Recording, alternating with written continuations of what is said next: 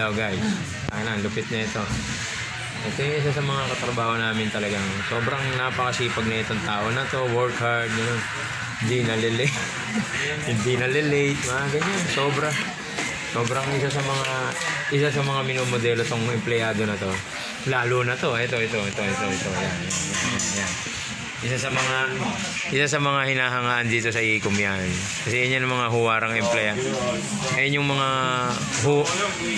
mga huwarang empleyado talaga. Hindi ko naman sinasabing walang iyawang empleyado. Mas masisipag sila sa amin. Yan. Lalo na si Jerry. Kaya natin naman, napakasimple lang umupo niyan. Ayun. Ito yung uniforme namin dito. Sobrra napaka-presko niyan, guys. Wala akong masasabi dyan sa mga uniforme namin. Guys, hindi ko na napakita yung mag-half day daw eh. Ewan ko kung anong oras yung papasok, alas 12. Uwi alas 5. Mag-break time pa yon. May 30 minutes break pa yon. Yan pala. Ito nga pala si parin Jeric Felicis ng Ecom. Yan. Napakalupit niya si Jeric. Ayun o. Nasaan? Patingin niya. Patingin ng ex mo. Ito. Ayun o. At saka ito yung mga boss namin na napakamalulupit talaga rito sa Ecom na to. Napakamatitindi talaga nito. Ayan o. Ayan na guys. Sinusundo na si Jeff. Sinusundo na po si Jeff ni Sir Desmark. Hindi ko alam.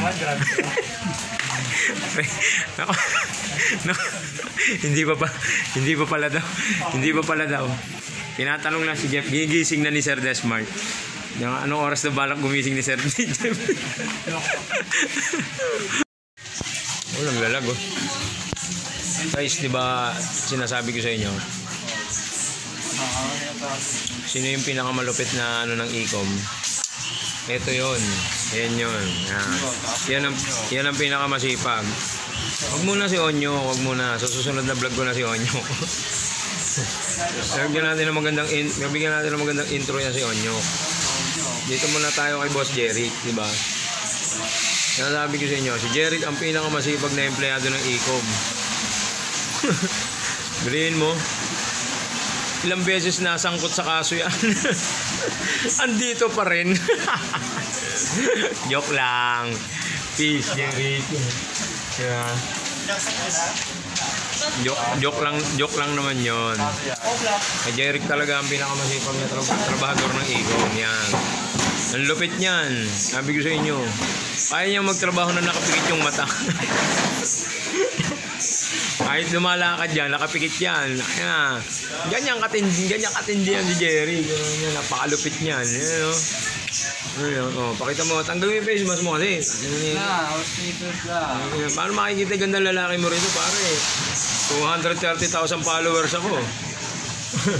Sa YouTube. Sa Facebook naman 13k followers ako. Yun ang lahat ng mga kapanood sa'yo. Kaya huwag ka na magpatumpit-tumpit pa. Guys nasabi sa inyo, yan ang huwarang empleyado ng Ecom, Jerry. Diba? Abangan nyo naman yung may mas masipag pa dyan. May mas matindi pa dyan kay Jerry. Abangan nyo na lang yung kung sino. Thank you guys.